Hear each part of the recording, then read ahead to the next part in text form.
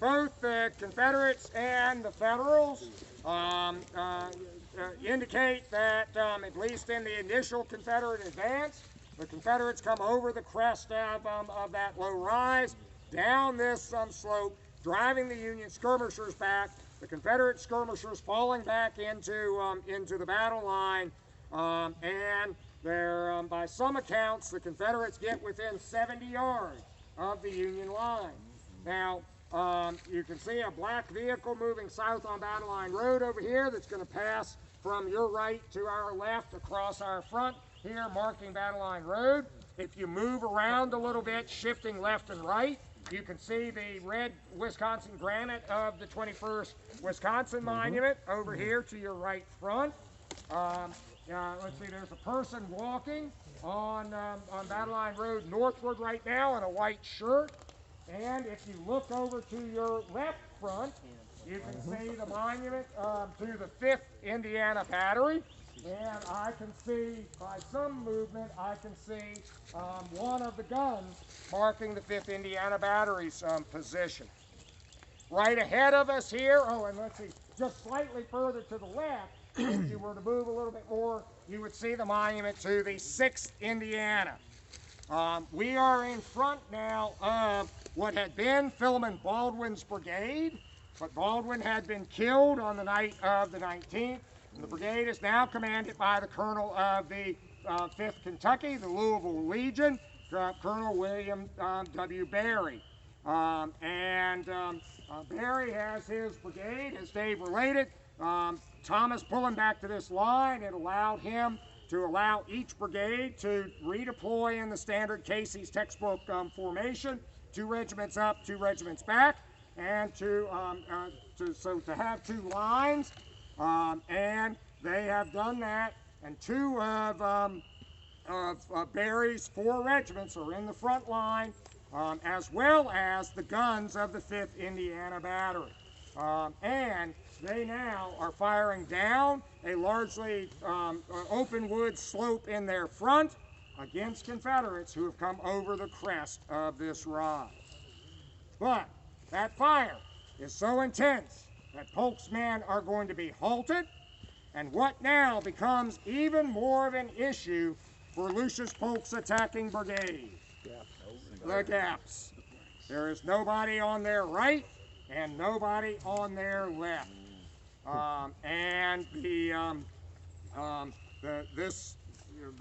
They lose the impetus of the assault, regardless of the fact that the volume of fire coming from the Federals is so great that they couldn't have gone forward anyway. So, we've come now over the crest, and they probably get maybe just a little bit further than we are. I stopped here because I didn't want to lose the time, and we could cross the drainage, but we'd have to then come back across it. So. You know, their skirmishers, how did they have their, in other words, did they use one regiment as skirmishers, or did each regiment have a company or so out? At this time in Lucius Polk's brigade, there is not yet a skirmish battalion. Eventually, after Chattanooga, in early 1864, the very small Nixon's 48th Tennessee 6 companies will be made the skirmish battalion of Lucius Polk's brigade. And that they'll serve in that role in the Atlanta campaign till July, when they're even smaller and they are then connected to the other 48th Tennessee. But at this time, there's not a designated skirmish battalion in Polk's brigade. Each regiment is apparently deploying 1 company as skirmishers in the front, and Colonel Hill of the 35th Tennessee indicates that his major is in command of the brigade's skirmish line.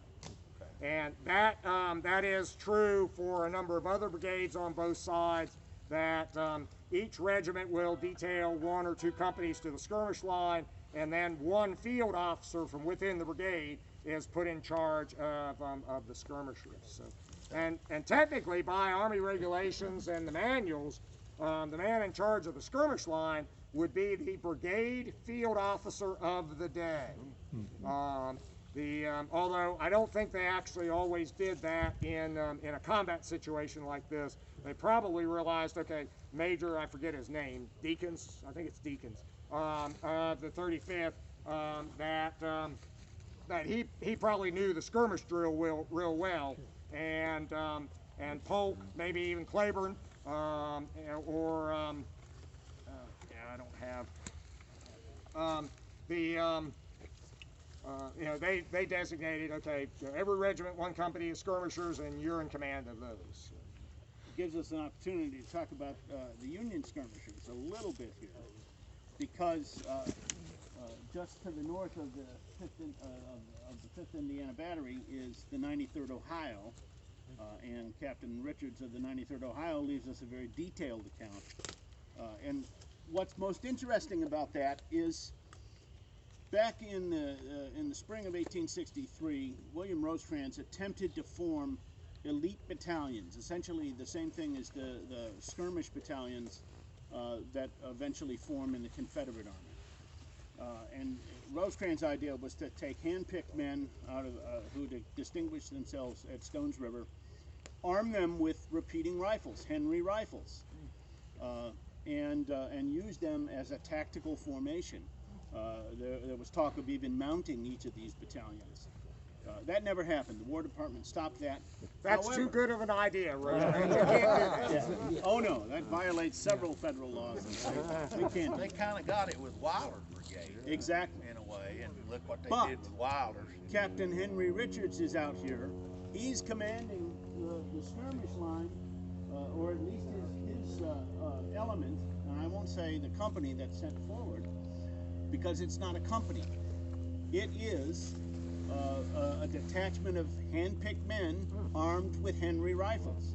And he talks about having the Henrys here.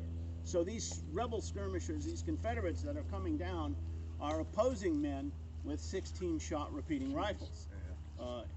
And Captain Richards, at least, thinks that his side does very well in that exchange. And on the 19th, when Baldwin's brigade was the left for a time of the Union line out there near Winfrey Field, this small detachment of Henry armed men in the brigade was deployed on the left of the brigade to protect the left, because there was at that time nobody on the left. Did Richards command it on the 19th as well? Yes. Yeah, well, his account is the one that talks about it, and I believe Yeah, I don't know if he is commanding the entire brigade detachment or just a piece of the 93rd Ohio. Because he talks about the Henrys, but he doesn't tell us if the men drawn from the other regiments are also carrying Henrys and are also part of the regular skirmish routine. There is evidence in the Army of the Cumberland, among at least 5 or 6 different brigades, that these elite battalions are still functioning even though they are not legally authorized. They've been informally organized, and they're still functioning. There's in Sheridan's division, Bradley's Walcott's brigade. yeah, the 58th Indiana in Buell's brigade here, and so I think it's quite possible that there might be as many as 300 or 400 Henry rifles scattered throughout the Army of the Cumberland, acting as this force multiplier. How did they sneak the, since they were illegal, how did they sneak the ammo requirements past the quartermaster? They got ammunition. How did they manage that? No one in the Army of the Cumberland was going to bother to deny that ammunition. There were actually a number of private weapons in the Army, and the government soon realized that it was just easier to buy that ammunition rather than try and make the men buy their own ammunition. Do we know how far out they throw their Complicated did that make skirmishers? the supply, like if your regiment or brigade has 2 different kinds of ammunition, like a lot of these batteries had mixed guns, how complicated did that make the supply situation? Well, it certainly didn't make it easier. Yeah. But the Henrys are not large enough to pose you know, they're not a significant enough force to pose a real complicated logistical problem. The 21st Ohio with the Colt revolving rifles up there on Horseshoe Ridge is going to have exactly that sort of problem. But for the Henrys, especially for their use as skirmishers, they're not going to need tens of thousands of rounds in a single combat. Does Henry mention those Henrys in his letters or reports? He has an account that's in one of the Mollis volumes, one of the Ohio Mollis volumes. Richards. Richards is dead in 1865. Yeah, Henry Richards. Yes? Yep, he dies in August of 1865. And I know it's in the. I know this account is in the Mollis volume, so maybe I've got the name wrong. But or he wrote prolific letters, of course, back to his father and whatnot. So maybe they've. I'll check back to the source and see. Yeah, It's buried. I know it's in the Mollis papers that I'm thinking of. Okay. So I'll look it up. You find it if you remember. Yeah, no. Yeah. I should be able to look it up tonight because I have all those files on Dropbox. Okay. So. This is the letters on footnote. So, yeah. Are they? Yeah. Yeah, I'd like to see. Yeah. I'd like to see all of them. Yeah.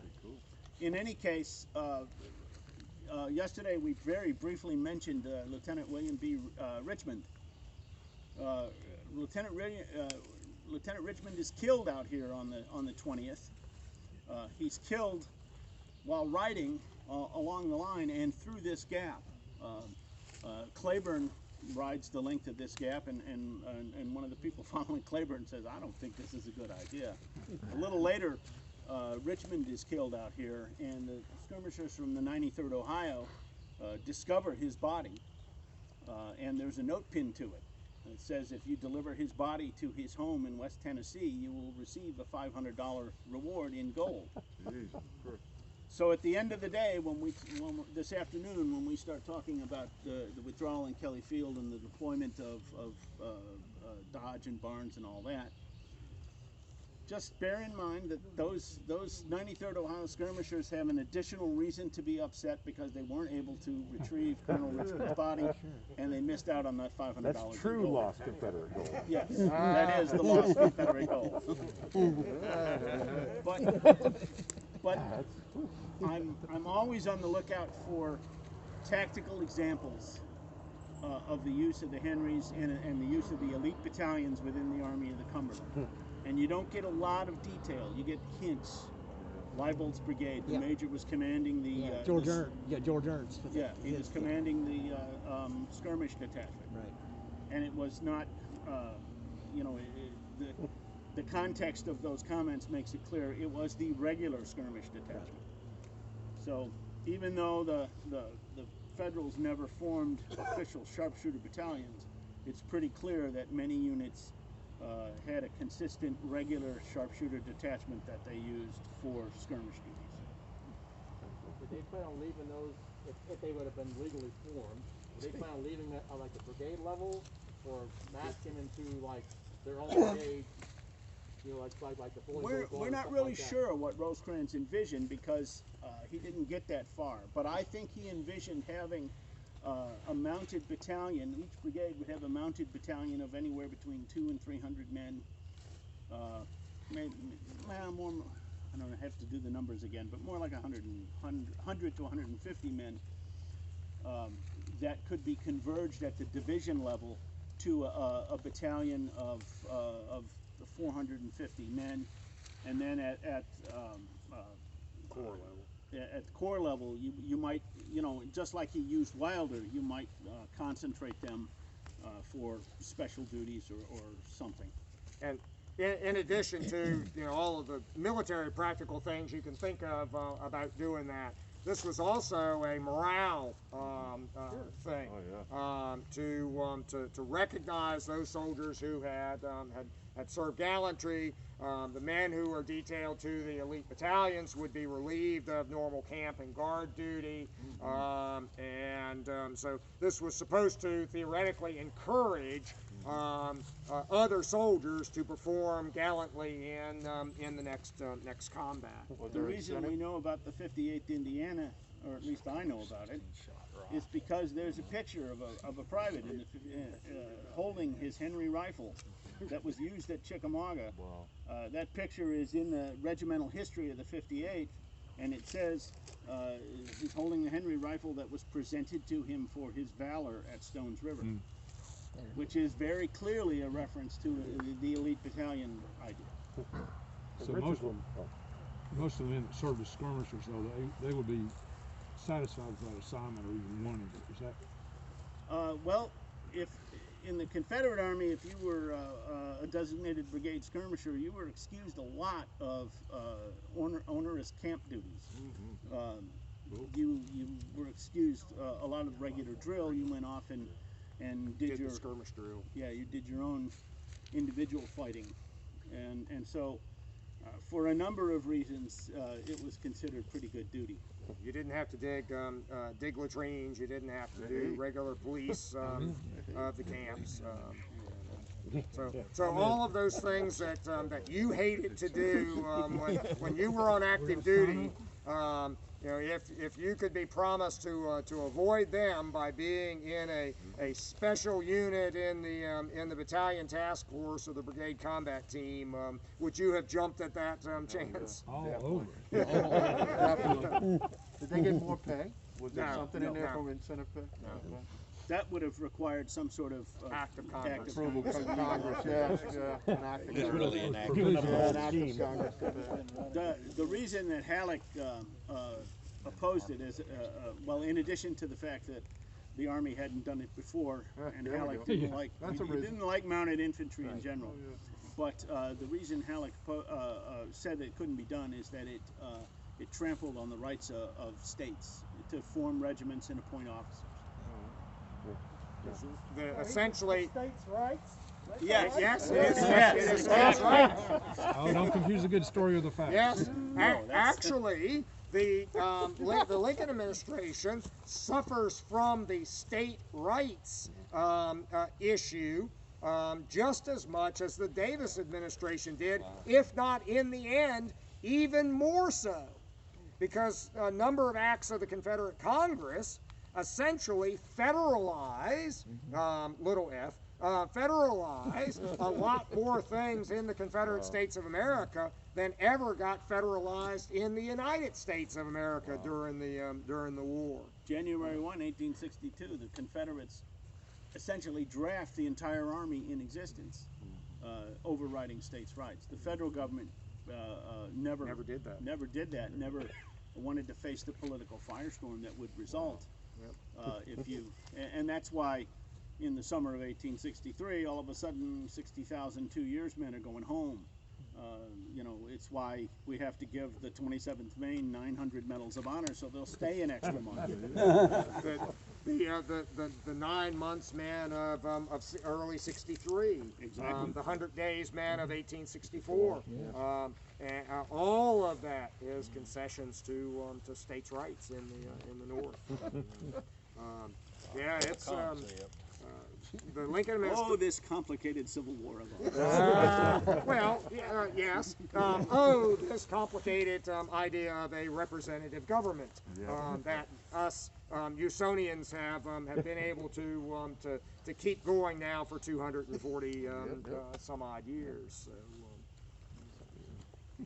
okay, what I'd like to do at this point is we want to walk up and just kind of look at the left of Helm's brigade. So we want to go out to the pavement right over here.